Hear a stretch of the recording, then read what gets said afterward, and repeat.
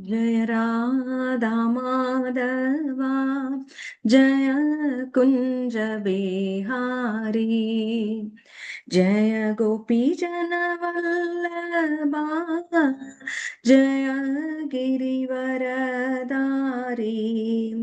यशोदानंदन ब्रज जन रंजना यमुना तीरवनचारी जय कुंज बिहारी यमुना तीरवनचारी जय कुंज बिहारी जय कुंज बिहारी जय राधा माधवा जय कुंज बिहारी हरे कृष्ण कृष्ण कृष्ण हरे हरे हरे राम राम राम हरे हरे हरे कृष्ण कृष्ण कृष्ण हरे हरे हरे राम राम राम हरे हरे ओम अज्ञानतिमिरान्धस्य ज्ञानाञ्जनशलाकया चक्षुरुन्मीलितं येन तस्मै श्रीगुरवे नमः। श्रीचैतन्यमनोभीष्टं स्थापितं येन भूतले स्वयं रूपकदा मह्यं ददाति स्वपदान्तिकम्। वन्देऽहं श्रीगुरो श्रीयुतपदकमलं श्रीगुरोन् वैष्णवांश्च श्रीरूपं साग्रजातं सहगण रघुनाथान्वितां तं सजीवम् साद्वैतं सावधूतं परिजनसहितं कृष्णचैतन्यदेवं श्रीराधा कृष्णपादान् सहगण ललिता श्रीविशाखान्वितांश्च हे कृष्णा करुणा सिन्धु दीनबन्धो जगत्पते गोपेश गोपिका कान्त राधाकान्त नमोऽस्तुते तप्त काञ्चन गौराङ्गी राधे वृन्दावनेश्वरी वृषभानुसुते देवी प्रणमामि हरिप्रिये वाञ्छाकल्पतरुभ्यश्च कृपा सिन्धुभ्य एव च पतितानां पावनेभ्यो वैष्णवेभ्यो नमो नमः। जय श्री कृष्ण चैतन्य प्रभो नित्यानंद श्री अद्वैत गदाधर श्रीवासादि गौरभक्त वृंदा हरे कृष्णा कृष्ण कृष्ण हरे हरे हरे राम राम राम हरे हरे। श्रील प्रभुपाद की जय। கீதா கியான் குழுக்கு ஜெய். ஹரே கிருஷ்ணா. இன்னைக்கு இதுவரையும் நான் உங்களுக்கு பக்தி விருக்ஷா கிளாஸ் எடுத்தது கிடையாது. இன்னைக்குதான் முதல் முறையா பக்தி விருக்ஷா எடுக்க போறேன். இது வரைக்கும் நம்ம பகவத்கீதை தான் பார்த்தோம். நான் வந்து பக்தி விருக்ஷா டாபிக்ஸ் அதெல்லாம் ரொம்ப பார்த்தது கிடையாது. ஒரு மேலோட்டமா பார்த்திருக்கேனே தவிர உள்ள எல்லாம் பார்த்தது இல்ல. இன்னைக்குதான் இந்த கிளாஸ் எடுக்கணும் அப்படின்னு சொல்லி படிச்சேன். ஆக்சுவலா நான் வந்து பகவத்கீதை சரி பக்தி விருக்ஷா நம்மளுக்கு தெரியாது வேண்டாம் அப்படின்னு நினைச்சுக்குவேன். அது வேண்டான்னு இல்ல, அது நம்மளுக்கு தெரியாது எப்படி எடுக்கிறதுன்னு பயந்துக்குவேன். பகவத்கீதை ஓகே நம்ம எடுத்திருக்கோம் அதனால அது ஈஸி அப்படின்னு நினைப்பேன். பார்த்தா பகவத்கீதை போல அது இன்னும் ரொம்ப இன்ட்ரெஸ்டிங்கா இருக்கு டாபிக். அப்புறம் பகவத்கீதை வந்து ரொம்ப தத்துவ ரீதியா ஆழமா இருக்கும். இது வந்து ரொம்பவே என்ன சொல்றது, நடைமுறைக்கு வாழ்க்கைக்கு ஏதுவா இருக்கிறது போல. எப்படி நம்ம பக்தியில வளரலாம், எப்படி விருத்தி செய்து கொள்ளலாம், விருட்சம் பக்தி விருட்சத்தை எப்படி வளர்க்கலாம் அப்படின்றதான் சொல்லுது. ரொம்ப அழகான டாபிக் இன்னைக்கு. துளசி மகாராணியும் பக்தியும் அப்படின்னு. துளசிக்கு பக்தியில என்ன இடம் அப்படின்னு பாக்குறோம். பக்தினா இங்க நம்ம கிருஷ்ண பக்தி அப்படின்னு எடுத்துக்கிறோம். இப்ப முதல்ல வந்து என்ன பார்க்க போறோம் அப்படின்னா, நம்ம சாஸ்திரங்கள்ல துளசியை பற்றி என்ன சொல்லியிருக்காங்க. நம்மளுக்கு தெரியும் துளசி செடி ரொம்ப புனிதமானது, அது வந்து மருத்துவ குணங்கள் நிறைந்தது அப்படின்னு. ஒவ்வொருத்தர் வந்து ஒவ்வொரு மாதிரி பிலீவ்ஸ் எல்லாம் நம்ம பாக்குறோம். என்னன்னா தண்ணி எப்ப ஊத்தணும், எப்ப வந்து இலைகளை பறிக்கலாம், எப்படி பராமரிக்கணும் அப்படின்னு எல்லாம் பல நியமங்கள் நம்ம பாக்குறோம். யாரு எந்த பொழுதுல அதுல இருந்து எடுக்கலாம் அப்படின்னு எல்லாம் இருக்கு. அப்புறம் சில வாதங்கள் உண்டு. துளசி செடியின் இலைகளை வந்து சூடுபடுத்தக்கூடாது, அடுப்புல போட்டு என்ன கஷாயம் பண்றது அதெல்லாம் பண்றாங்க இல்லையா, அதுக்கெல்லாம் பயன்படுத்தக்கூடாது அப்படின்னு எல்லாமும் சொல்லுவாங்க. ஆனா அதுல வந்து ரெகுலரா ஒரு ஆயுர்வேதிக் மருந்தாக நினைச்சு அதுல வந்து பண்றவங்களும் இருக்காங்க. சரி, இது போல பல விஷயங்கள் துளசி மகாராணிக்கு இருக்கு. சரி, இது பக்திக்கு என்ன முக்கியத்துவம் பாக்குறோம். எந்த பெருமாள் கோயிலுக்கு போனாலும் என்ன பிரசாதம்? துளசி தான் பிரசாதம். அப்புறம் அங்க கொடுக்கக்கூடிய தீர்த்தம் அதுலயும் துளசி போட்டிருக்காங்க. சரி, இந்த துளசி எங்கே பார்த்தாலும் முதன்மையான இடத்தை பிடிக்கிறாள். துளசி திருத்துழாய் அப்படின்னு சொல்லுவாங்க. திருத்துழாய் மார்பன் அப்படின்னே பெருமாளுக்கு பேர். திருத்துழாய் அப்படின்னா துளசி அப்படின்னு ஆண்டாள் பல இடங்கள்ல சொல்றா. திருத்துழாய் அப்படின்னு தான் சொல்றா. சோ அது போல திருத்துழாய் அப்படின்றது துளசியை குறிக்கும். சோ இப்ப நம்மளுக்கு வந்து பிரபுபாதர் என்னெல்லாம் வந்து மேற்கோள்கள் கொடுத்து நமக்கு வந்து துளசி மகாராணியை பத்தி சொல்லியிருக்காரு அப்படின்னு பாக்கலாம். முதல்ல ஸ்கந்த புராணம் என்ன சொல்லியிருக்கு அப்படின்னா, துளசி செடி இருக்கும் வீடு ஒரு புனித தலம் போன்றதாம். எப்படி ஜெகநாத்புரி, விருந்தாவனம், மாயாப்பூர், திருப்பதி அப்படின்னு பல திவ்ய தேசங்கள், திவ்ய தலங்கள்லாம் சொல்றோம் இல்லையா, அவை போல அந்த துளசி இருக்கக்கூடிய வீடு புனிதமானதா, புனித தலம் போன்றதாம். அங்கு நோய்கள் இருப்பதில்லை, யமதூதர்கள் வருவதில்லை. நோய்கள் இல்ல அப்படின்னா என்ன அர்த்தம்? அங்க யமதூதர்கள் யோசிச்சுதான் வருவாங்க. அவங்களுக்கு அங்க வேலையே இல்ல இல்லையா? நோய்வாய்ப்பட்டவங்க இருந்தாங்கன்னா தானே அங்க யமதூதர்கள் எப்படா வரலாம்னு காத்திருப்பாங்க, உயிரை எடுக்கணும் அப்படின்னு. நோய்கள் இல்ல அப்படின்னா யமதூதர்களுக்கும் அங்கு வேலை இல்லை. சோ யமதூதர்கள் அங்கு வருவதில்லை அப்படின்னு சொல்றாங்க. அடுத்தது பத்ம புராணம் உத்தரகாண்டத்துல இதையே அதுலயும் சொல்லியிருக்காங்க. இன்னொரு விஷயம் அங்க என்ன சொல்றாங்க அப்படின்னா, எங்கெல்லாம் துளசியின் மனம் காற்றில் வீசப்பட்டு வருகிறதோ அது சூழலை தூய்மைப்படுத்துகிறது. இது நமக்கே தெரியும் இல்லையா, துளசியின் மனம் எங்கெல்லாம் வீசுகிறதோ அது வந்து ஒரு சுத்திகரிக்கிறது அந்த இடத்தை அப்படின்னு சொல்றாங்க. அப்புறம் அந்த மனத்தினால் அங்கு வந்து போகக்கூடிய மிருகங்கள் கூட அவற்றினுடைய அந்த கீழ்நிலை தன்மை, மிருகத்துக்குன்னு ஒரு மிருகத்தன்மை அப்படின்னு சொல்றோம் இல்லையா, அதோட கீழ்நிலை தன்மை ரொம்ப உயர்ந்த சிந்தனை எல்லாம் அதுக்கு கிடையாது. ஆனாலும் அந்த மிருகமும் சாத்விகமாக ஆகிடுமா. அதோட கீழ்நிலை தன்மைகள் எல்லாம் போயிடும். மிருகத்துக்கே அந்த நிலைனா மனிதர்களுக்கு என்ன நிலை? அது போல மிருகங்களை கூட அவற்றின் கீழ்நிலை தன்மைகளில் இருந்து விடுவிக்கிறது அப்படின்னு சொல்றாங்க இந்த துளசி இலை. அப்புறம் துளசியின் மனம், துளசியின் மனம் எப்ப வரும்? அங்கு செடி இருந்தால் மனம் வரும். செடியும் மட்டும் ஒரு செடி இல்ல, அப்படியே காடு மாதிரி நிறைய செடி இருந்ததுன்னா அங்க வந்து இது வந்து மிருகங்கள் வரக்கூடிய இடம் எது? கானகம், காடு. அந்த காடு வந்து துளசி வனமாக இருந்துட்டா அங்கு போகக்கூடிய அங்கு வரக்கூடிய புள்ளினங்கள், அதாவது பறவைகள் கூட அப்படி ஒரு சாத்விகத்தன்மை பெற்றுவிடும் அப்படின்னு சொல்றாங்க. அப்புறம் மூவுலகுக்கும் கடவுளான விஷ்ணு பகவான் எந்த கிராமத்தில் எந்த வீட்டில் துளசி செடி வளர்கிறதோ அதையே தன் இருப்பிடமாக கொள்கிறாராம்.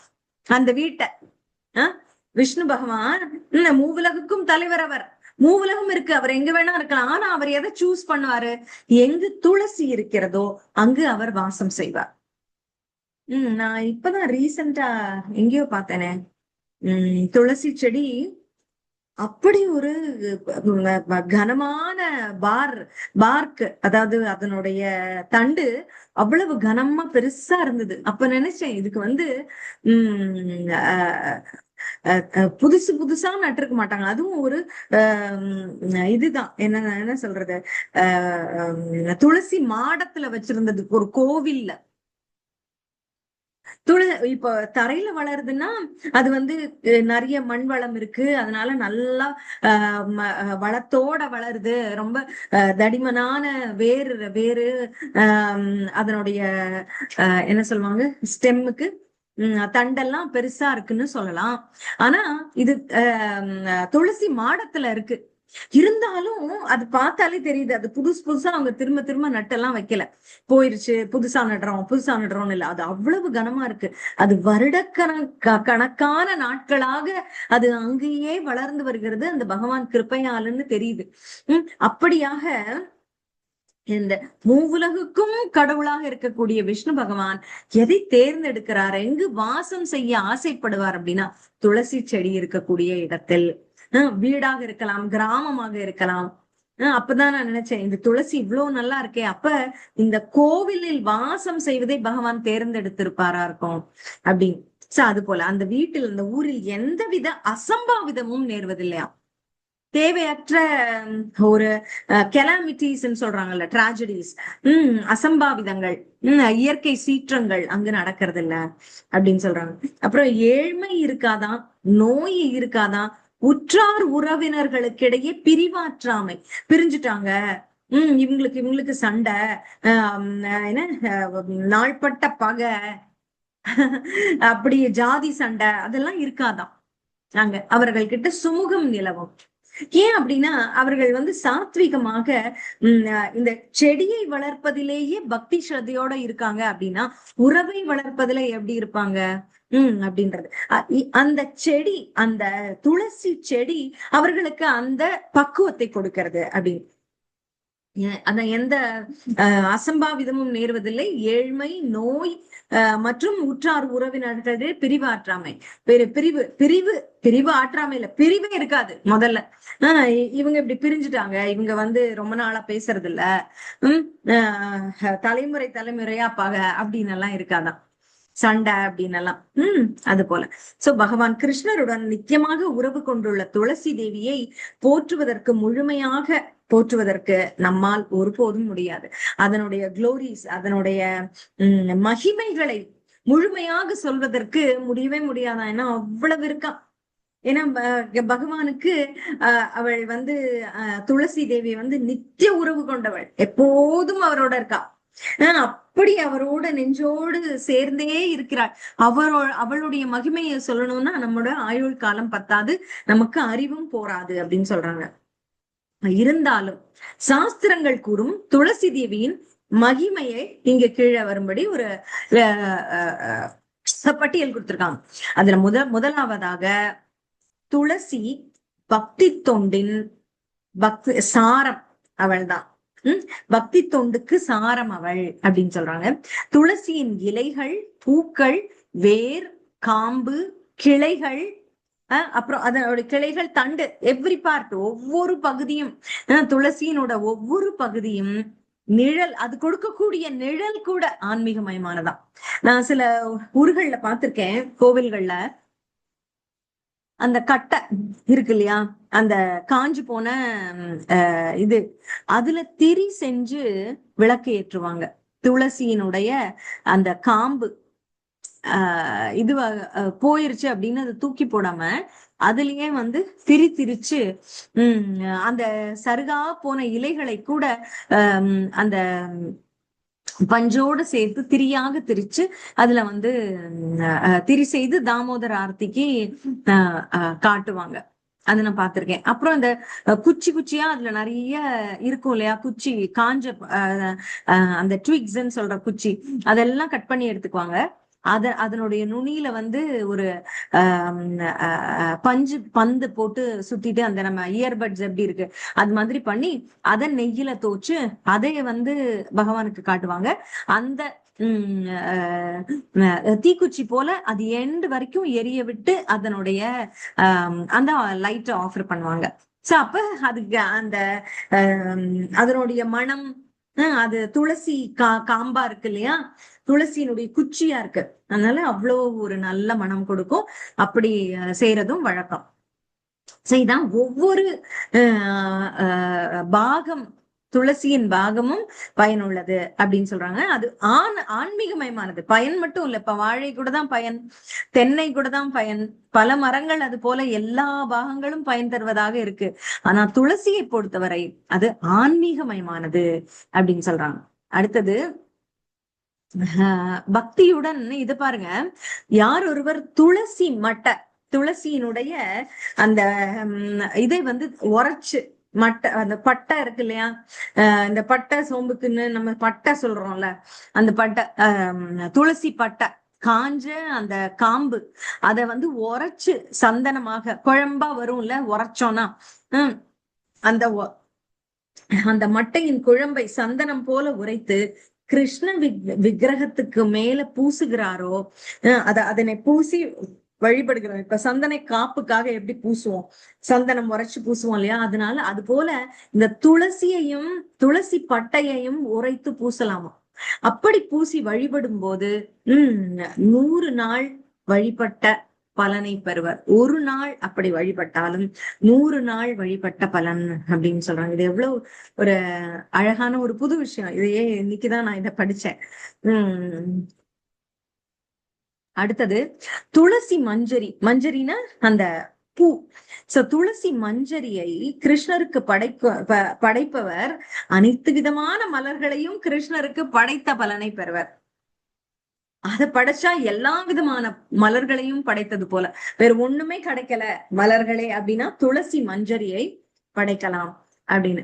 கிருஷ்ண லோகத்திற்கு செல்லும் பாக்கியமும் பெறுவர். அப்படி கொடுக்கறதுனால கிருஷ்ண லோகத்திற்கே செல்லக்கூடிய பாக்கியம் பெறுவர். நீங்க பாத்தீங்கன்னா பல இஸ்கான் கோவில்கள்ல பாத்தீங்கன்னா அலங்காரம்லாம், காலை அலங்காரம் செய்து முடிச்சுட்டு ஸ்ருங்காருக்கு அப்புறம் பாத்தீங்கன்னா கிருஷ்ணருடைய பாத கமலத்துல துளசி வைக்கப்பட்டிருக்கும்.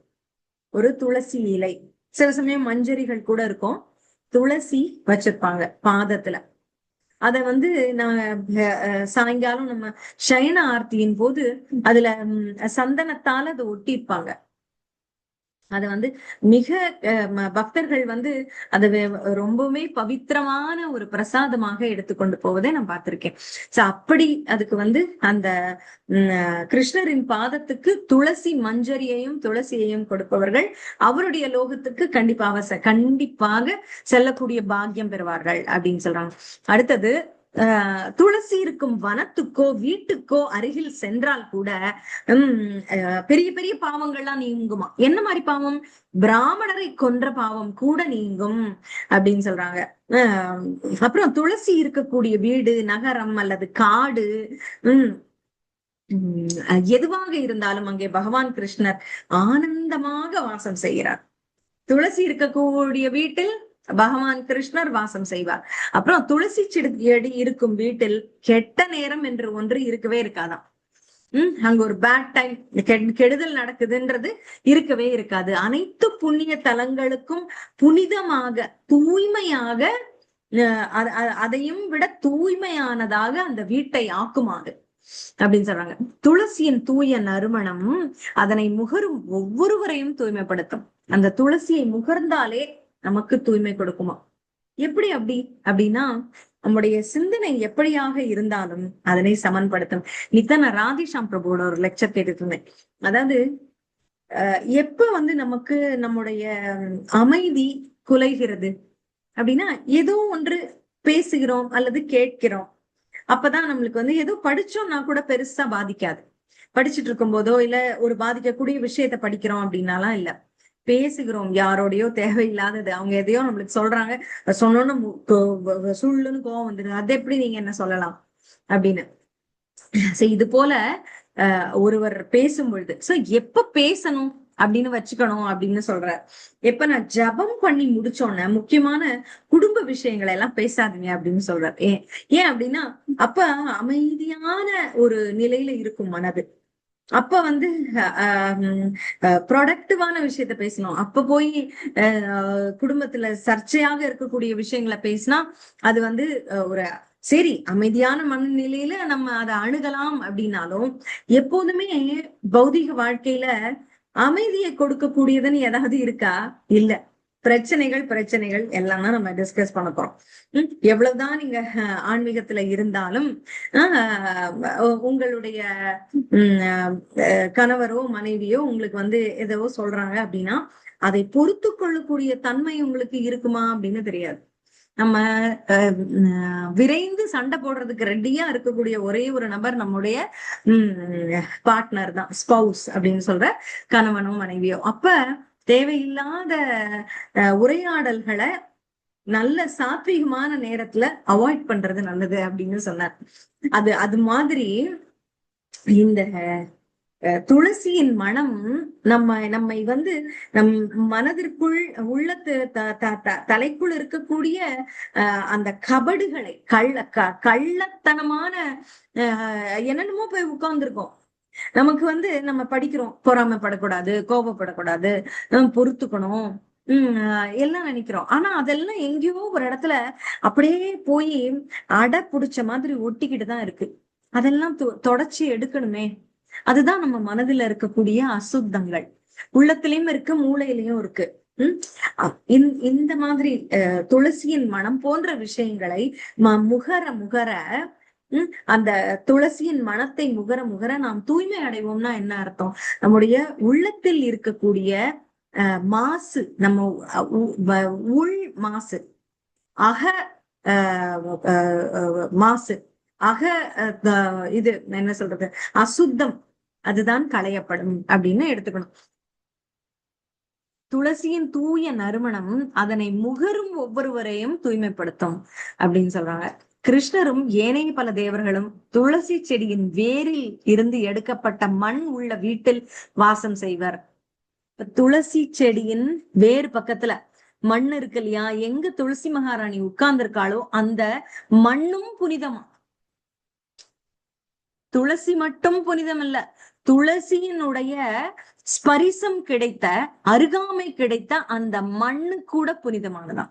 அதுக்காக தான் அதுக்கு வந்து ஏகப்பட்ட தண்ணியை ஊத்தி எவ்வளவு தண்ணி ஊத்தணுமோ அவ்வளவுதான் ஊத்தணும். ஏகப்பட்டதை ஊத்தி நீங்க பாத்தீங்கன்னா துளசி ஆர்த்தியில காலையில சில பேர் வந்து ரொம்ப இந்துல நிறைய நிறைய தண்ணி ஊத்துவாங்க. சில மூத்த பக்தர்கள் பாத்தீங்கன்னா லைட்டா தான் ஊத்துவாங்க. ஏன்னா எவ்வளவு பேர் ஊத்துறாங்க. பாவம் துளசி மகாராணி என்ன பண்ணுவா? அங்க இருக்க சின்ன செடிக்குள்ள எவ்வளவு தண்ணி கொள்ளும் சொல்லுங்க. நம்ம ஒரு சின்ன ஸ்பூன்னாலும் அதுல 3 தடவை எடுத்து ஊத்துறது, அந்த மாதிரிலாம். அது பார்த்து டிராப்பா விட்டா கூட போதும். அது போல இந்த மாதிரிதான் கோவில்ல சில சமயம் கட்டி வச்சிருப்பாங்க பசுமாடுகள். அதுக்கு வர்றவங்க எல்லாம் அகத்திக்கீரை கொடுத்தா அது என்ன பண்ணும்? ஒரே மழை, அதுக்கு அஜீரணம் ஆயிடாதா? அதை வந்து கேட்டுட்டு தான் கொடுக்கணும். அம்மா நீங்க உங்க காசுக்காக இப்படி நிறுத்தாதீங்க. அதுக்கு எவ்வளவு அகத்திக்கீரை ஒரே மாட்டுக்கு கொடுக்கறது அப்படின்னு. அப்படிதான் நாங்க ஒரு தடவை ஒரு திவ்ய தேசம் கோயிலுக்கு போயிருந்தோம். அங்க பார்த்தா அந்த கோஷாலையில நிறைய மாடுகள் இருந்தது. அது ஒண்ணுதான் வந்து முதல்ல முன்னாடி கட்டி வச்சு அப்புறம் நிறைய கன்றுகள் மாடுகள் எல்லாமே இருந்தது. நம்ம போய் கொடுக்கலாம் போல இருந்தது. எல்லாரும் வந்து ஒரு மாடு ஒரு மாட்டுக்கே கொடுத்துட்டு இருந்தாங்க, முன்னாடி இருந்துச்சு. அப்ப ஒன்று எதுக்கு பசி இருக்கோ அது ஆசையா வந்து நம்ம கிட்ட அப்படியே அந்த பச்சையை பார்க்கும் போதே அது வந்து நம்ம கிட்ட முட்டி வருது இல்லையா? அதுக்கு கொடுக்கும்போது நமக்கே தெரிஞ்சிருது இதுக்கு பசியா இருக்கு, இது வேண்டுது. சிலது வந்து திரும்பி கூட பார்க்காது, அதுக்கு வேண்டான்னா திரும்பி பார்க்காது, வயிறு ஃபுல்லா இருந்தா பார்க்காது மிருகங்கள். உம் அதாவது எனக்கு கிடைக்குது, நான் இன்னும் இன்னும் சாப்பிடுறேன் அப்படின்னு சொல்லாது. பசி போதுமாக இருந்தால் அது சீண்டாது, பசி இல்லைன்னா சீண்டாது. சோ அது போல யாருக்கு பசியாக நாடி வருகிறதோ அதுக்குதான் கொடுக்கணும். சில சமயம் அவற்றுக்கே புரியாது. பசி இல்ல, அதாவது பசி இல்லாட்டி கூட தர்றாங்கன்னு சொல்லி சாப்பிட்டுட்டு அஜீரணமா அதுக்கப்புறம் வாந்தி எடுக்கும். சோ அதுக்கு அனாவசியமான ஒரு உடல் உபாதையை தானே நம்ம கொடுக்கிறோம், தேவையில்லாத அதிகமாக கொடுத்து விட்டு. சோ அதை நம்ம வந்து புரிந்து நடந்து கொள்ள வேண்டும். அது போலதான் இங்க துளசிக்கு நாம வந்து நீர் ஊற்றுவது. அந்த நீர் ஊற்றுவதை எதுக்கு இங்க சொல்ல வந்தேன்னா, அந்த மண்ணும் கூட தூய்மையானது. அந்த மண் இருக்கக்கூடிய வீட்டில், அந்த மண்ணில் ஏன் துளசி வனமாக இருக்கு வீட்டுல அப்படின்னா, அந்த துளசி இருக்கக்கூடிய மண் இருக்குல்ல, அது பக்கத்துல இருக்க செடிகள் கூட அதனுடைய ஒரு ஸ்பரிசத்தால தூய்மை பெறும். அப்ப மற்ற செடிகள் அப்படின்னா ஏன் அந்த தன்மை வருதுன்னா, அந்த துளசி இருக்கக்கூடிய மண்ணுல பகவான் கிருஷ்ணரும் ஏனைய பிற தேவர்களும் வாழறாங்க அப்படின்னு சொல்றான். வாசம் செய்கிறார்கள். துளசி இலை இல்லாத மலர்களையோ உணவு பண்டங்களையோ சந்தனத்தையோ பகவான் கிருஷ்ணர் ஏற்றுக்கொள்ள விரும்புவதில்லை. நம்ம வந்து படைக்கிறோம் பகவானுக்கு, அதுல துளசி இலை இல்லாம வச்சா அவர் இது எனக்கானது இல்ல அப்படின்னு விட்டுருவார். சரிங்களா? இப்ப நீங்க ஒரு குழந்தைய கூட்டுறதுக்கு ஸ்கூலுக்கு போறீங்க, ஐடி கார்டை காட்டினா தானே குழந்தைய விடுவேன்னு சில ஸ்கூல்ல ஸ்ட்ரிக்டா சொல்றாங்க. பல ஸ்கூல், எல்லா ஸ்கூலுமே ஆக்சுவலா. இப்ப நீங்க உங்களுக்கு ஒரு அவசரம், அதனால உங்களுக்கு போக முடியல, உங்க பக்கத்து வீட்டுக்காரங்கள அனுப்புறீங்க. ஆனா ஐடி கார்டு அனுப்பல அப்படின்னா அந்த டீச்சரே முதல்ல கொடுக்க மாட்டா, காட்டினாதான் அந்த டீச்சர் இந்த குழந்தைய விடுவா. அந்த குழந்தை பொறுத்த வரைக்கும் அதுக்கு தெரியும் இல்லையா, தனக்கு யாரு தன்னை கூட்ட வரலாம், தன் அம்மா வரலாம், அப்பா வரலாம், தாத்தா பாட்டி வரலாம், எல்லாம் வேலை செய்யறவங்க வரலாம். இவர்கள் தவிர இவர்கள் எனக்கானவர்கள் இல்ல அப்படின்னு மற்ற யாரோ தெரியாத ஒரு நபர் கூட்ட வந்தா கூட அது எனக்கு வேண்டியவர்கள் இல்லை என்று எப்படி அந்த குழந்தை அறிந்து கொள்ளுமோ, அது போல பகவான் துளசி இல்லாத பண்டத்தை எனக்கானதல்ல அப்படின்னு ஒதுக்கிடுவாராம். துளசி இருந்தால்தான் அது அவருக்கு படைக்கக்கூடிய தகுதியையே பெறுகிறது. நம்ம போகா சமைச்சு வைக்கிறோம் இல்லையா, பகவானுக்கு ஆஃபர் பண்றோமே, அதுல துளசி இலை இல்ல அப்படின்னா அது போங்கு, வேஸ்ட், என்ன சொல்றது, ஃபேக் தான். அதுல பகவான் அதை ஏற்றுக்கொள்வார் அப்படின்றது இல்ல. நம்ம சும்மா நினைச்சுக்கிறோம் அவரை வைக்கிறோம் அப்படின்னு நினைக்கிறோமே தவிர அதுல அவரை ஏற்க மாட்டார் அப்படின்றது. இது ஒரு முக்கியமான நம்மளுக்கு எப்படி பிராக்டிக்கல் டிப்ஸா இருக்கு பாருங்க. அப்புறம் துளசி இலை கொண்டு பகவான் கிருஷ்ணரை வழிபடும் ஒருவருக்கு அனைத்து விதமான தவங்களும் தானங்களும் யாகங்களும் செய்த பலன் கிடைக்குதாம். தவம் செய்த பலன், தானம் செய்த பலன். தானம் பணம் இருந்தா தானே நீங்க பண்ண முடியும். உங்களுக்கு அந்த அளவுக்கு பணம் இல்ல தானம் பண்ண அப்படின்னா துளசியை கொண்டு நீங்கள் வழிபட்டாலே போதும். அப்புறம் தவம் செய்யக்கூடிய சூழ்நிலை இல்ல, ஆனாலும் நீங்கள் துளசியை கொண்டு வழிபடுகிறீர்கள், பகவானுக்கு வைக்கிறீங்கன்னா தவம் செய்த பலன், தானம் செய்த பலன், யாகம் செய்த பலன். என்னென்ன பெரிய விஷயங்கள் பாருங்க. இதெல்லாம் தான் போன யுகங்கள்ல எல்லாரும் பண்ணிருக்காங்க. தானம் கொடுத்திருக்காங்க, தவம் பண்ணிருக்காங்க. ஆனா அதெல்லாம் செய்ய முடியட்டும், இந்த துளசியை வழிபட்டாலே, துளசியை கொண்டு பகவானை வழிபட்டால், துளசியை வழிபட்டால் இந்த பலன் எல்லாம் கிடைக்கும். உண்மையில் அவருக்கு வேறு எந்த கடமைகளும் செய்ய வேண்டியதில்லை. அப்படி பண்ணிட்டீங்கன்னா உங்களுக்கு அவருக்கு இதை பண்ணணும் அதை பண்ணணும்ன்ற கடமையே உங்களுக்கு இல்லையா. சாஸ்திரங்களின் சாரத்தை உணர்ந்தவனாகவே அவர் கருதப்படுகிறார். இதை மட்டும் நீங்க புரிஞ்சுக்கிட்டீங்கன்னா சாஸ்திரம் முழுவதையுமே அறிந்தவராக நீங்கள் கருதப்படுவீர்கள். ஏன்னா துளசியின் மகிமையை அறிந்திருக்கிறீர்கள். துளசியை அறியவில்லை என்றால் சாஸ்திரங்கள் அனைத்தும் படித்தும் பயனில்லை. இது ஒரு ரொம்ப எளிமையான விஷயம்தான். துளசியை மதித்தல், அதற்கு உண்டான மரியாதையை கொடுத்தல், அதை நாம் செய்யவில்லை என்றால் நாம் எவ்வளவு பெரிய பெரிய விஷயங்களை, மகான் மாதிரி விஷயங்கள் பண்டிதனாக நம்ம படித்திருந்தாலும் அதனால் பலன் இல்லை அப்படின்னு சொல்றார், பயன் இல்லை அப்படின்னு சொல்றார். பகவான் கிருஷ்ணரே கிருஷ்ணருக்கு அர்ப்பணிக்கப்பட்ட துளசி இலையை தன் வாயிலோ தலையிலோ தரித்துக் கொள்பவருக்கு கிருஷ்ணலோகத்தை அடையும் பாக்கியம் கிட்டுகிறது. நம்ம வாயிலையும் போட்டுக்கிறோம், சமயத்துல தலையிலையும் தரிச்சுக்கிறோம், காதுல வச்சுக்கிறாங்க. இந்த மாதிரி எல்லாம் தன்னோடு வைத்துக் கொள்பவர்கள் கிருஷ்ணலோகத்தை அடைகின்றனர். பகவான் கிருஷ்ணரின் கலியுகத்தில் துளசி செடியினை வளர்த்து அதன் முன்பாக அமர்ந்து பகவானை வழிபட்டோ ஸ்மரணம் செய்தோ கீர்த்தனம் செய்தோ இருப்பவர் தனது பாவ விளைவுகள் அனைத்தும் நீங்க பெற்று பகவான் கிருஷ்ணரின் லோகத்தை விரைவில் அடைவார். அந்த செடியை வளர்த்து அதன் முன்னாடி உட்கார்ந்து ஜபம் செய்தோ பகவானை தியானம் செய்தோ கீர்த்தனம் செய்தோ இருக்கணும் அப்படின்னு சொல்றாங்க. அப்புறம் துளசி இலை கொண்டு பகவான் கிருஷ்ணரை வழிபடுவர் தனது மூதாதையர்களையும் பிறப்பிறப்பு சூழலிருந்து விடுவிக்கிறார். இது பக்திக்குத்தானே உத்தி. பக்தி தானே செய்கிறோம் துளசியை கொண்டு. பக்தி செய்வது, துளசியை கொண்டு பக்தி செய்வதால் நம்முடைய மூதாதையர்களுக்கும் மோட்சம் கிட்டும் அப்படின்றது. துளசி மகாராணியின் மகிமையை உணர்ந்து அதை மற்றவர்க்கும் எடுத்து சொல்பவர் மீண்டும் பிறவி எடுப்பதே இல்லை அப்படின்னு. சோ இது வந்து எப்படி ஒரு துளசியின் மகிமையை கேட்டல் அப்படிங்கிறது மிக முக்கியமானது. அதை இன்னைக்கு நம்ம கேட்டிருக்கோம். இனியும் நம் வாழ்க்கையில் அதை கடைபிடிப்போம். அப்புறம் உங்களுக்கு ஒரு ஹோம்ஒர்க் மாதிரி நான் சொல்றேன். இதெல்லாம் நீங்க படிச்சு பார்த்து எனக்கு அடுத்த கிளாஸ்ல சொல்லுங்க. துளசி செடியை ஏன் வழிபட வேண்டும்? இன்னைக்கு நம்ம கிளாஸ்ல இருந்ததுல இருந்துதான் அதுக்கு பதில் வரும். அதுக்கு நீங்க சின்ன பதிலா உங்களுக்கு என்ன தோணுதோ அதை சொல்லலாம். துளசி செடியை ஏன் வழிபட வேண்டும், துளசி செடியை எப்படி பராமரிக்க வேண்டும், அதை நீங்களே கண்டுபிடிங்க. சரியா? துளசியை வலம் வருவதால் என்ன பலன், அதுவும் சொல்லுங்க.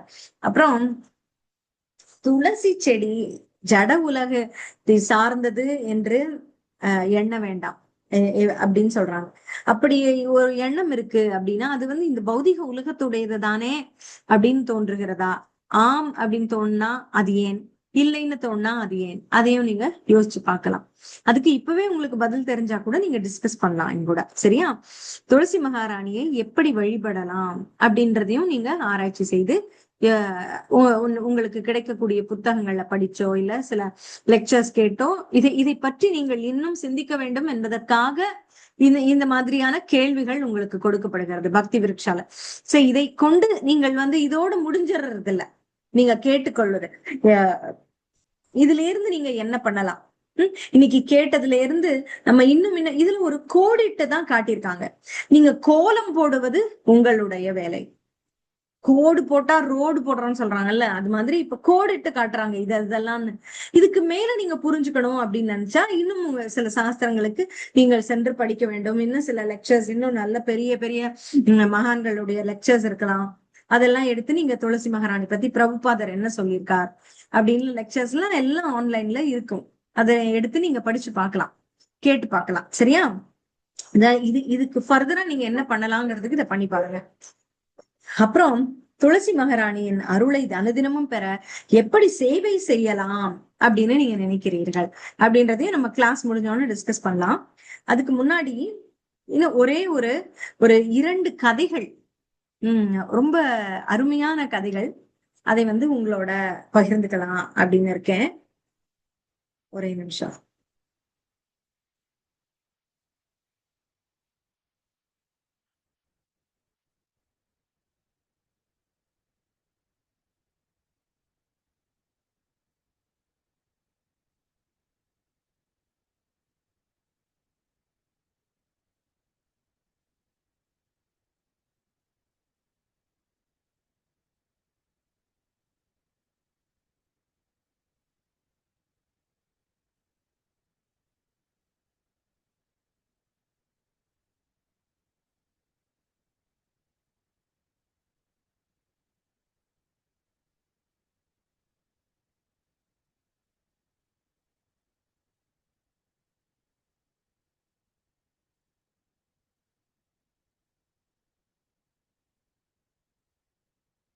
அதாவது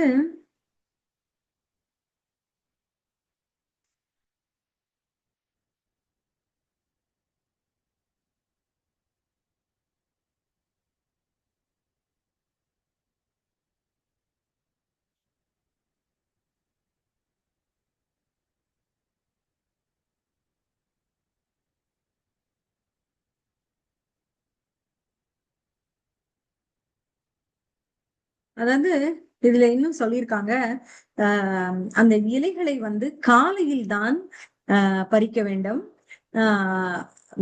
அத வந்து உணவு பண்டங்கள் மேல ஒன்று வைக்க வேண்டும், அது ஒரு சட்டம். அப்புறம் இப்ப வந்து நம்ம ஒரு தாலி ப்ரிப்பேர் பண்றோம் பகவானுக்கு அப்படின்னா அதுல இருக்க ஒவ்வொரு கிண்ணத்திலும் ஒவ்வொரு விதமான உணவுப் பொருளுக்கு மேலும் துளசி இலை இருக்க வேண்டும். அது வந்து நம்ம இப்ப 2 விதமான பராட்டா பண்ணிருக்கோம், ஒரு வடை பண்ணிருக்கோம் அப்படின்னா அந்த 2 விதத்துக்கு மேலும் ஒவ்வொரு துளசி இலை இருக்க வேண்டும் அப்படின்னு சொல்றாங்க. அப்புறம்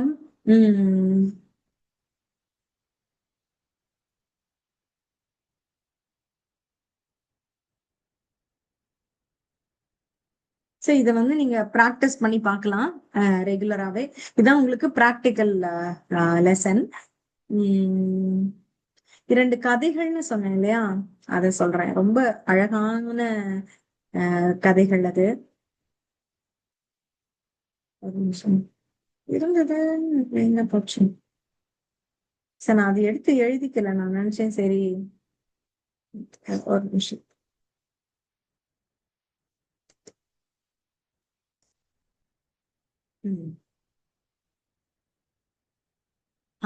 நாமாமிருத்தம் அப்படின்றதுல ஹரிதாஸ் தாக்கூர் பத்திய ஒரு கதை இருக்கு. அவர் என்ன பண்றாரு, அவருடைய கதையில துளசிக்கு அவர் எப்படி முக்கியத்துவம் கொடுத்தார் அப்படின்றது அழகாக சொல்லப்பட்டிருக்கு. நமக்கு எல்லாமே தெரியும் அவர் நாமாச்சாரியர்னு.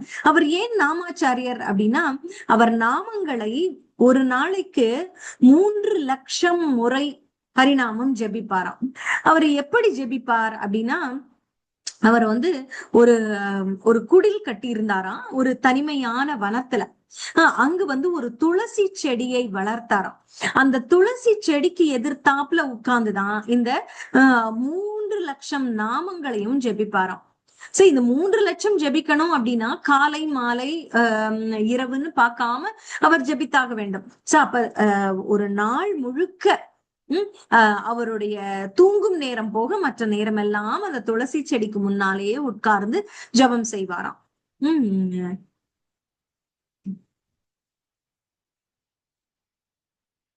அதான் சொல்றாங்க, நாம வந்து சைத்தன்ய சரிதாமிரதத்துல இத குறிப்பிட்டு சொல்லப்பட்டிருக்கு அந்தியலீலால. என்னன்னா, நம்ம எங்க வேணாலும் போய் உட்கார்ந்து கங்கை கரையிலோ யமுனை கரையிலோ அல்லது எந்த புனித நதியின் கரையிலோ உட்கார்ந்து நாம் வந்து ஒரு ஆசனம் அமைத்தோ அல்லது ஒரு குடில் அமைத்தோ நம்ம வந்து ஜபிக்கலாம்.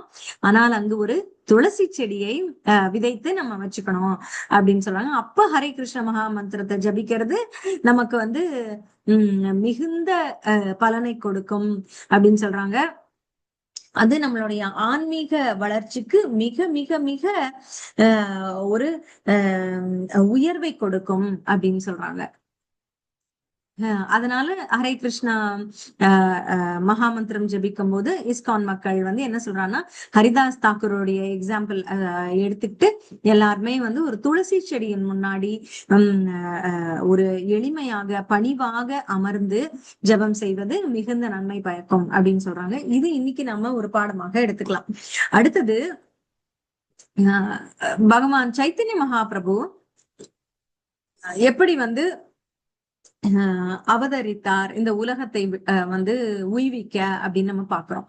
இப்ப யாருடைய பிரார்த்தனையின் காரணமாக சைத்தன்ய மகாபிரபு பிறந்தார், அது வந்து நம்ம எல்லாருக்குமே தெரிஞ்சிருக்கணும். என்ன அப்படின்னா அத்வைத ஆச்சாரியர். நீங்க பஞ்ச தத்துவம் பார்க்கும் பொழுது அவர்கள்ல வெள்ளை தாடி வெள்ளை உடை அணிந்து கொண்டு இருப்பார் இல்லையா, அவர் தான் அத்வைத ஆச்சாரியர். அவர் வந்து சைத்தன்ய மகாபிரபுக்கு முன்காலத்தவர், முன்னாடியே பிறந்தவர். சமகாலத்தவர் தான், அவருக்கு மூத்தவர். அவருடைய பிரார்த்தனையின் காரணமாக தான் சைத்தன்ய மகாபிரபு பிறக்கிறார். சோ அப்ப அத்வைத ஆச்சாரியார் வந்து ரொம்ப துக்கப்பட்டு போனாரு. என்னடா கலியுகத்துல மக்கள் இவ்வளவு கீழ்மைப்பட்டு போயிட்டாங்களே, இவர்களை உய்விக்க பகவானே வந்து பிறக்க வேண்டும் அப்படின்னு சொல்லி அவர் பிரார்த்தனை பண்றார். பகவான் வந்தால்தான் இவர்களை உய்விக்க முடியும் அப்படின்னு சொல்லி பிரார்த்தனை பண்றார். அவர் வந்து கங்கை நதிக்கரையில துளசி இலைகளை கொண்டு பகவானை பூஜிக்கிறார். அதே போல ஹரிதாஸ் தாக்குரம் அந்த கங்கை கரையில் இருக்கிற ஒரு குகையில் பகவான் அவதரிக்க வேண்டும் என்று வேண்டுகிறார். இவர் இரண்டு பேரினுடைய பிரார்த்தனையின் காரணமாக தான் சைத்தன்ய மகாபிரபு கிருஷ்ணரின் அவதாரமாக, ராதா கிருஷ்ணர் அவர்களுடைய அவதாரமாக வந்து பிறக்கிறார். அவர்தான் வந்து அப்புறம் மகாமந்திரத்தினுடைய மகிமையை சொல்லி நாம சங்கீர்த்தனத்தை உலகெங்கும் பரப்புறார். சரி, இதுதான் வந்து இதுவும் சைத்தன்ய சரிதாமிரதத்துல அந்திய லீலையில சொல்லப்பட்டிருக்கு. இதுகளை கொண்டு நாம வந்து துளசியின் மகிமையை நாம உணர்ந்து கொள்ள முடியும். அப்புறம் குயிக்கா என்ன பார்க்கலாம் அப்படின்னா, ரொம்ப அருமையான துளசி பிரணாமம் இருக்கு இல்லையா? துளசி பிரேயர் கேள்விப்பட்டிருக்கீங்களா? பார்த்திருப்பீங்க. எப்பவுமே துளசி ஆர்த்தி கோயிலுக்கு போயிருந்தீங்கன்னா தெரியும் உங்களுக்கு. விருந்தாய துளசி தேவியாய பிரியாய கேசவஸ்ய ச கிருஷ்ண பக்தி பிரதே தேவி சத்யவத்யை நமோ நமஹ.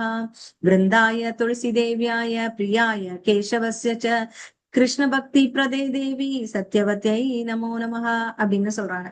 இது என்ன, இதனுடைய அர்த்தம் என்ன அப்படின்னு நம்ம பார்க்கலாம். அர்த்தத்தை புரிஞ்சுக்கிட்டீங்கன்னா அந்த நீங்க படிக்கும் போது நீங்க அத மறுபடி சொல்லும் போது உங்களுக்கு அது மிகுந்த ஒரு உணர்வை கொடுக்கும், நல்ல உணர்வை கொடுக்கும். உணர்ந்து சேவிக்கும் பொழுது அதற்கு மிகுந்த பலன் உண்டு.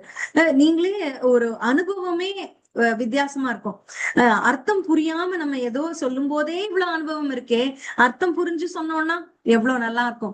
விருந்தாய துளசி தேவியாய அப்படின்னா விருந்தாய விருந்தே அப்படின்னு கூப்பிடுறாரு. விருந்தே அப்படின்னா விருந்தா அப்படின்னா துளசி மகாராணியே அப்படின்னு சொல்றாரு. துளசி தேவியாய துளசி தேவியே, விருந்தாவே துளசி தேவியே அப்படின்னு சொல்றாரு. விருந்தாய துளசி தேவியாய பிரியாய கேசவஸ்ய ச, நீ பிரியையானவள் யாருக்கு? கிருஷ்ணனுக்கு. கேசவாய பிரியாய கேசவஸ்ய ச, கேசவனுக்கு பிரியமானவளே அப்படின்னு சொல்ற. விருந்தையே துளசி தேவியே கிருஷ்ணனுக்கு கேசவனுக்கு பிரியமானவளே அப்படின்னு சொல்றார். விஷ்ணு பக்தி கிருஷ்ண பக்தி, சில இடங்கள்ல கிருஷ்ண பக்தின்னு இருக்கு, சில கோயில்கள்ல விஷ்ணு பக்தி பிரதே தேவின்னு சொல்லுவாங்க. சோ இப்ப கிருஷ்ண பக்தி பிரதே தேவி அப்படின்னா கிருஷ்ண பக்தியை கொடுப்பவளே அப்படின்னு சொல்றாங்க. நீ கிருஷ்ண பக்தி விஷ்ணு பக்தி பிரதே தேவி கொடுப்பவள் நீ அப்படின்னு சொல்றாங்க. சத்தியவத்தியை நமோ நமஹ, நீ வந்து சத்தியவதி அப்படின்னு சொல்றாங்க. சத்தியவதி ஆனவளே நமோ நமஹ அப்படின்னா விழுந்து விழுந்து வணங்குகிறேன் உன்னை, ஸ்தோத்திரம் செய்கிறேன் வணங்குகிறேன் அப்படின்னு அர்த்தம். அடுத்தது அந்த நீங்க ஆர்த்தி கேட்டிருப்பீங்க, அது ஒரு தடவை நான் வந்து பாடிட்டு அதனோட அர்த்தம் உங்களுக்கு சொல்றேன். நமோ நமஹ துளசி கிருஷ்ண பிரேயாசி நமோ நமஹ ராதா கிருஷ்ண சேவா பாவோ அபிலாஷி அப்படின்னு. இதை வந்து நம்ம ரிப்பீட் பண்ணும்போது எல்லாரும் இன்னும் அது ராகம் கொஞ்சம் அப்படியே இழுத்து மாறும்.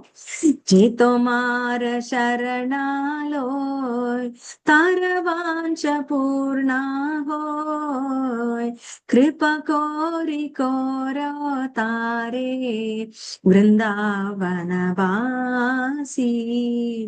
मोरो ये अभिलाष विलास कुंज दियो वास नयन हेरिबो सदा जुगल रूपराशि ये निवेदना धरो सकिरनुगत कोरो सेवाधिकारादिये कोरो निजदासी दीन कृष्ण दासे कोई यही जन मोरा होय श्री राधा गोविंद प्रेमे सदा जन बाशी அப்படின்னு. இத வந்து பலமுறை ரிப்பீட் பண்ணி அழகா சேவிப்பாங்க கோவில்கள்ல. நான் ஜஸ்ட் அதோட ராகம் எப்படியோ அதை ஜஸ்ட் உங்களுக்கு ஒரு தடவை வாசிச்சு காட்டிருக்கேன், அவ்வளவுதான். அதுக்கப்புறம் இதோட அர்த்தம் ரொம்ப அழகா இருக்கும். அதுக்கு வந்து உங்களுக்கு நான் குயிக்கா அதோட அர்த்தத்தை சொல்லிடுறேன்.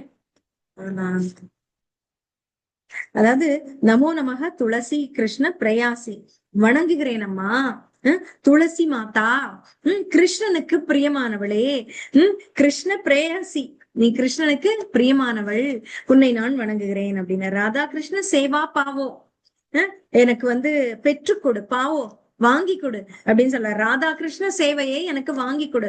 ராதா கிருஷ்ண சேவா பாவோ ஏய் அபிலாஷி, இதுவே என்னோட ஆசை, அபிலாஷன்னா ஆசை, இதுதான் என்னோட ஆசைமா அப்படின்னு சொல்றான்.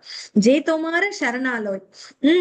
நான் வந்து யாரு ஜே அப்படின்னா யாரு, தொமார சரணாலோய் யாரு உன்னுடைய சரணத்தை பற்றுறாங்களோ அடைறாங்களோ, தாராவஞ்ச பூர்ணாகோய் அவர்களோட ஆசைகள், வாஞ்சா கல்பத்தரு பெஸ்ட்ன்னு சொல்றாங்க இல்லையா, நம்முடைய ஆசைகளை எல்லாம் கல்பத்தருவாக இருக்கக்கூடிய பக்தர்கள் கொடுப்பாங்க அப்படின்னு தானே பாக்குறோம். வாஞ்சா கல்பத்தரு பெஸ்ட், அது போல வாஞ்சா அப்படின்னா ஆசைகள். சோ தாரா வாஞ்ச பூர்ணாகோய் அதெல்லாம் வந்து என்னுடைய ஆசைகளை யார் உன்னுடைய சரணத்தை பற்றுகிறார்களோ அவர்களுடைய ஆசைகளை நீ பூர்த்தி செய்து கொடுக்கிறாய், பூரணமாக்கி கொடுக்கிறாய் அப்படின்னு. அப்புறம் கிருபா கோரி கோரோ தாரே அப்படின்னா கிருப்பை கொண்டு எனக்கு உனக்கு செய்றியா அப்படின்னு கேக்குறான். எனக்கு ஒண்ணு செய்யி கொரோ தாரே விருந்தாவனவாசி, என்ன விருந்தாவனவாசி ஆகிடு அப்படின்னு சொல்ற. விருந்தாவனம்னா என்ன? பகவான் அவதரித்த விருந்தாவனம் உண்மைதான். இன்னொன்னு என்னன்னா, இந்த விருந்தா மகாராணி, இந்த துளசி ஆகியவள் இருக்கக்கூடிய வனம், அது அது இருக்கிறது விருந்தாவனத்துல. அதனாலதான் அதற்கு பெயர் விருந்தாவனம். விருந்தாவனம் அப்படின்றது இந்த துளசி அபரிவிதமாக இருக்கக்கூடிய காடாக இருந்திருக்கிறது கிருஷ்ணர் வாழ்கிற காலத்துல. இப்ப இருக்கான்னு கேட்டீங்கன்னா ஒரு குறிப்பிட்ட சில இடங்கள் இருக்கலாம். ஊரே விருந்தாவனத்தால நிறைந்திருக்குமா அப்படின்னா சொல்ல முடியாது. இங்க வந்து விருந்தா மகாராணி கோவில் ஒண்ணு இருக்கு, போனீங்கன்னா அதுல வந்து விருந்தாவனம் ரொம்ப அழகா இருக்கும். அப்படி ஃபுல்லா துளசி செடியா இருக்கும். அப்படி அது போல ஒரு இடம் இருக்கு, விருந்தா குண்டு அப்படின்னு இருக்கு. அங்குல ஒரு குளம் இருக்கு, விருந்தா மகாராணியின் குளம்னு, அதுவும் நம்ம பார்க்கலாம். சோ அது போல விருந்தாவன வாசி ஆக்கேம்மா என்ன அப்படின்னு கேக்குற. கிருபா கோரி கோரா தாரே விருந்தாவனவாசி அப்படிங்கிற, என்ன நீ விருந்தாவனவாசி ஆக்கேன் அப்படின்ற. அப்புறம் மொரோயை அபிலாஷ, எனக்கு இன்னொரு ஆசையும் இருக்கு. மொரோயை அபிலாஷ ஏன்னா இருக்கு, எனக்கு இன்னொரு ஆசையும் இருக்கு. விலாஸ் குஞ்சே தியோவாஸ் அப்படின்னா, விலாஸ் குஞ்சு அப்படின்னா ஆனந்தவனம். விருந்தாவனம் ஆனந்தவனம் அந்த ஊரு. சோ அந்த விருந்தாவனத்துல எனக்கு ஒரு இடம் கூட, அந்த அப்படி விருந்தாவன தாமத்துல எனக்கு ஒரு இடம் கூட அப்படின்னு கேக்குறேன். அப்படின்னு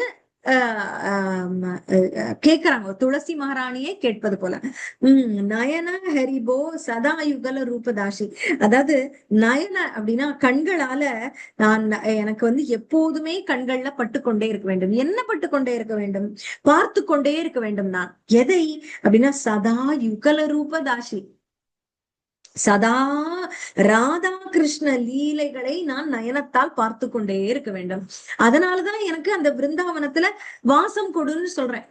ஒரு நிரந்தரமான இடத்தை கொடுன்னு நான் கேக்குறேன் அப்படின்னு சொல்றேன். ஏய் நிவேதன கரோ, நிவேதன அப்படின்னா நிவேதனம் அப்படின்னா ஒரு நம்முடைய கோரிக்கை. அதுவும் ரொம்ப ஆழமான கோரிக்கை. சும்மா நான் கேட்கிறேன் அப்படின்றது இல்ல, இது கேட்கறது கிடையாது. நிவேதனம் பண்றது அப்படின்னா கெஞ்சுவது போல, பெக் அப்படின்னு சொல்றாங்கல்ல, பிச்சை கேட்பது போல ரொம்ப தாழ்ந்து போய் ஐயா கொடுங்களேன். பிச்சை கேட்கறதுன்னா எப்படிங்க கேக்குறது? சும்மா ஐயா எனக்கு ஒரு 10 ரூபா கொடுங்க அப்படி நான் கேட்போம். ஐயா எனக்கு ஒண்ணுமே இல்லையா, என் புள்ள சாப்பிடணும், ஒரு 10 ரூபா இருந்தா கொடுங்க அப்படின்னு. இப்ப 10 ரூபா தான் கேக்குறாங்க, ஒரு 2 ரூபா 3 ரூபா எல்லாம் பத்தாது, அட்லீஸ்ட் 10 ரூபா கொடுக்கணும். சோ அந்த மாதிரி கெஞ்சறது, பிச்சை எடுக்கிறதுனா என்ன? அதுதான் பகவானின் கிருப்பையை வேண்டி நம்ம நிவேதனம், பிச்சை தான் எடுக்க வேண்டும். அந்த லெவலுக்கு போய் தான் பகவானை வழிபடணும். அப்படியாக ஏய் நிவேதன கரோ தரோ அப்படின்ற, அத வந்து நிவேதனம் இருக்கு என்கிட்ட, அத தரோ செஞ்சு கொட அப்படின்னு. என்ன அப்படின்னா சகிர அனுகதகரோ, இந்த சகிகள் இருக்காங்கல்ல விருந்தாவனத்துல, ராதா கிருஷ்ணருக்கு சகிகள் இருக்காங்க. அவர்களுடைய அருகாமைய கொடு எனக்கு, அவர்களுடைய தொண்டர்களாக இருக்கக்கூடிய பாக்கியத்தை எனக்கு கொடு அப்படின்னு கேக்குறாங்க. அப்புறம் ஏகி நிவேதன தரோ சகிர அனு கதகரோ, அப்புறம் சேவாதிகாராதியே அப்படின்னு சொல்றாரு. என்னன்னா சேவை செய்கிற அதிகாரம் கொடு அப்படின்னு. அதிகாரம்னா என்னென்ன இதுவா இல்ல, பிரிவிலேஜ்ன்னு சொல்றாங்கல்ல, அந்த கௌரவத்தை, அந்த அந்தஸ்து கொடுப்பா எனக்கு. ஏன்னா அதாவது அதிகாரம் கொடுன்னு சொல்றா, அதாவது தகுதியாக்கி கொடு அப்படின்னு அர்த்தம் இது. அதாவது எனக்கு அந்த அதிகாரத்தை கூட நான் வந்து பக்தி தொண்டு செய்யக்கூடிய அதிகாரம் கூட. அதாவது இது வந்து பெரிய என்ன மன்னராக அங்க கொண்டு போய் சிம்மாசனத்துல உட்கார வைங்கிற அதிகாரம் கிடையாது. என்னை வந்து சீஃப் மினிஸ்டராவோ பிரைம் மினிஸ்டராவோ கவர்னராவோ உட்கார வை அப்படிங்கிற அதிகாரம் கிடையாது. அது கிடையாது. எனக்கு வந்து ஒரு 4 பேரை எனக்கு கீழே வேலை பார்க்க கொடுங்கய்யா, அந்த அதிகாரத்தை கொடுங்க. அவரை என்ன வேணாலும் சொல்ல வைக்கிறதுக்கு செய்ய வைக்கிறதுக்கு எனக்கு அதிகாரம் கொடுங்க, அது கிடையாது. இந்த இடத்த விற்கிறதுக்கு அதிகாரம் கொடுங்க, அந்த அர்த்தத்துல இல்ல இந்த அதிகாரம். இது என்ன அதிகாரம்னா செய்யற காரியமே எப்படி இருக்கு? தொண்டு, சேவை. அவர்கிட்ட போய் உன்னோட கருணையை கொடு அப்படின்னு கீழே விழுந்து அடிபணிந்து சேவை செய்ய போகிறோம். அதுவே ரொம்ப தாழ்மையான ஒரு விஷயம். அதை செய்வதற்கான அதிகாரத்தை கொடுங்கிறார். அதற்கு என்ன அதிகாரம் வேண்டும்? ஒரு அதிகாரம் வேண்டாம். பணிவு, பக்தி இருந்தால் போதும். பெருசா இருக்கணும் அப்படின்றதெல்லாம் இல்ல, எல்லாத்தையும் விடணும். அதான் அங்க அதிகாரம். அப்ப அந்த தொண்டு செய்யக்கூடிய அதிகாரம் கிடைக்கும். இப்பவே பாருங்க, உங்களுக்கு பக்கத்துல ஒரு சேவை நடக்குது, ஒரு பூ சேவை நடக்குது, இல்ல சந்தனம் உரைக்கிற சேவை நடக்குது, இல்ல சுத்தம் பண்ற சேவை நடக்குது. அதை போய் செய்ய வேண்டும் அப்படின்னா என்ன பண்ணணும்? அதை செய்வதற்கான அதிகாரம் உங்களுக்கு வேண்டும் என்றால் நீங்கள் என்ன செய்ய வேண்டும்? பக்தனாக இருக்க வேண்டும், செல்ல வேண்டும், அவ்வளவுதான். போகணும். அந்த போகக்கூடிய மனம் வேண்டும் உங்களுக்கு. மனம் எப்போது வரும்? அந்த பணிவும் அந்த ஆசையும். அபிலாஷன்னு சொல்றாரு பாத்தீங்களா? அபிலாஷன்னு சொல்ற பாருங்க. கிருஷ்ண பக்தியே எனக்கு அபிலாஷன். அந்த மாதிரி அந்த அபிலாஷை இருந்தா அந்த சேவையை போய் நம்ம எடுத்துக்குவோம். இல்லைன்னா யோசிச்சுட்டே இருந்தோம்னா நம்மளால முடியுமான்றதுல நமக்கு வேற வேலை இருக்கே. முடியும் தான், எந்த சேவையும் முடியும். ஆனா அதாவது வயோதிகம் வந்துருச்சுன்னா அதுவும் முடியாது. நம்ம ஒரு வேலையை செஞ்சு உட்கார்ந்து செய்ய முடியாது. முதுகு வலிக்கும், இடுப்பு வலிக்கும், கால் உட்கார முடியாது, கீழே மேல உட்கார்ந்தாதான் பூ கட்ட முடியும். எங்க என்ன, அதாவது அதுக்குதான் இங்க தானா டெம்பிள்ல ஒரு மாதாஜி சொல்லுவாங்க, ஏஜ வச்சு சொல்லுவாங்க. எங்களுக்கு இன்னும் இஃபெக்டிவா எத்தனை வருஷம் சேவ் செய்ய முடியுமோ தெரியல. அவங்க 60+ இருப்பாங்க அந்த மாதாஜி, அவங்க சொல்லுவாங்க. அதனால என்ன சப்ஸ்டிடியூஷன் சேவை கிடைச்சாலும், இப்போ ஒருத்தர் ஆப்சென்ட், ஒருத்தருக்கு முடியல, இன்னைக்கு என்ன நானும் ஒரு பிரபுஜிக்கு சப்ஸ்டிடியூஷன் தானே வந்திருக்கேன். அது போல ஒருத்தர் சேவை இன்னைக்கு இருக்கு, கிச்சன் சேவா ஒருத்தருக்கு இருக்கு, கிளீனிங் சேவா இருக்கு, ஸ்ருங்கார் சேவா இருக்கு அப்படின்னா அவங்க வர முடியலன்னா இதெல்லாம் மேனேஜ் பண்றது எவ்வளவு பெரிய விஷயம் தெரியுமா? அவங்களுக்கு ஆக்டிங்கா இன்னொருத்தர் போட்டுறணும் அந்த இடத்துல, அவங்க இல்லாத இடத்துக்கு. இல்லைன்னா அங்க தடுமாறி போயிடுவாங்க. அங்க 4 பேர் வேணுங்கிற இடத்துல ஆள் இல்லைன்னா சேவைக்கு அங்க ரொம்ப கஷ்டப்பட்டுருவாங்க கோவில்ல. அதனால அதுக்கு வந்து ஒரு இன்னொருத்தர் யாரு ஃப்ரீயா இருப்பாங்களோ, ஃபர்ஸ்ட் சப்ஸ்டியூட், செகண்ட் சப்ஸ்டியூட்னு வச்சுக்குவாங்க இதை மேனேஜ் பண்ற பிரபுஜிஸ்லாம். அந்த மாதிரி அனுப்புவாங்க. அப்ப அவங்க சொல்லுவாங்க, என்ன ப்ரையாரிட்டியில வச்சு கூப்பிடுங்க, எனக்கு வந்து ஏஜ் ஆயிருச்சு, இன்னும் எத்தனை நாளைக்கு நல்லா சேவை செய்ய முடியும்னு தெரியல. ஆக்டிவா இருக்கிற காலத்துல அந்த எங்களை பார்த்து, அவங்கள விட கொஞ்சம் சின்னவங்க நானு, அதனால சொல்லுவாங்க, உங்களுக்கு எல்லாம் இன்னும் காலம் இருக்கு சேவை பண்ண, எனக்கு விட்டு கொடு சேவைன்னு கேட்பாங்க அவங்க. அப்ப என்ன ஒரு மனப்பான்மை, மனம் பாருங்க அவங்களுக்கு சேவை செய்யறதுக்கு. அதான். ஆனா சேவை என்னச்சு இல்ல, நம்மளுக்கு வீட்டு வேலையை வேற செய்யணும், எப்படி இங்க போறது அப்படின்னா நம்மளால வந்து எதை வெட்டு கொடுக்கிறோம், எதை எடுத்துக்கொள்கிறோம்ங்கிறது நம்முடைய எதற்கு முக்கியத்துவம் கொடுக்கிறோம் என்பது நம் மனதை பொறுத்தது. அது போல சேவை செய்கிற அந்த ஒரு தகுதியை எனக்கு கொடு, அதிகாரம் கொடு. சேவாதிகாரதியே பொறோ நிஜதாசி, நீதான் நிஜமான தாசியே, நீதான். நீ எப்படி இருக்க? எங்க வச்சாலும் போய் உட்கார்ந்துக்கிற. அவர் கழுத்துல மாலையாவும் இருக்க, அவர் பாதத்திலையும் போய் உட்கார்ந்துக்கிற, எங்க வைக்கிறாங்களோ நீ இருக்க. சோ அப்படி நீதான் உண்மையான பக்தி தொண்டு செய்யக்கூடிய தாசி. சோ அதனால நீயே எனக்கு கொடு அப்படின்னு சொல்ற. நீயே உண்மையான, அதுவும் இல்லாம உண்மையான தாசி, பிரத்யேகமான தாசி. இப்ப எப்படி நம்ம பர்சனல் செக்ரட்டரி அப்படின்னு சொல்றோம் ஒருத்தருக்கு, அவங்க வந்து நம்மளோட எல்லாத்தையுமே புரிஞ்சுப்பாங்க, நம்மளுக்கு என்ன வேணும் என்ன ஏது, ஏன்னா டெய்லி அவங்களுக்கு வேலை சொல்றோம். இது எதை பண்ணுங்கன்னு. சோ என்ன மாதிரி நம்ம எதிர்பார்ப்போம் தெரிஞ்சு நம்மளுக்கு கரெக்டா பண்ணுவாங்க. பர்சனல் செக்ரட்டரி அப்படின்னு, பிஏ அப்படின்லாம் சொல்றாங்கல்ல. அப்ப அவங்களுக்கு வந்து தெரியும் என்ன பண்ணணும், அவங்க எப்ப என்ன எதிர்பார்ப்பாங்க அப்படிங்கறதெல்லாம். சோ பெரிய பெரிய ஆளுங்களுக்கு எல்லாம் தான் பிஏ இருக்காங்க. அதனால நீ வந்து பிரத்யேகமான நிஜதாசினி, அவருக்கு உண்மையான தாசினி, அதனால உனக்கு தெரியும். அதனால அந்த சேவை அதிகாரம் எனக்கும் கொஞ்சம் வாங்கி கொடு, சேவை செய்யற தகுதியை எனக்கும் பண்ணி கொடு அப்படின்னு கேக்குற. அப்புறம் தீனகிருஷ்ண தாசை கோயி ஏன மோராகோய். அதாவது தீன அப்படின்னா பாவப்பட்ட, அப்படியே அபலையாக எளிமையா நான் நிக்கிறேன், கிருஷ்ணதாசி.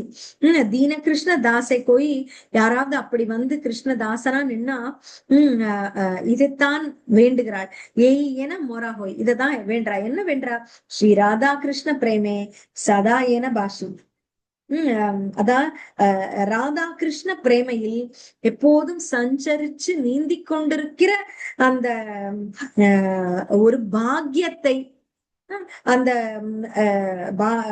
கொடு விருந்தாதேவி அப்படின்னு சொல்லி கேட்டு முடிக்கிறாங்க இந்த பாடலை. இதை வந்து ஒரு நிமிஷம்.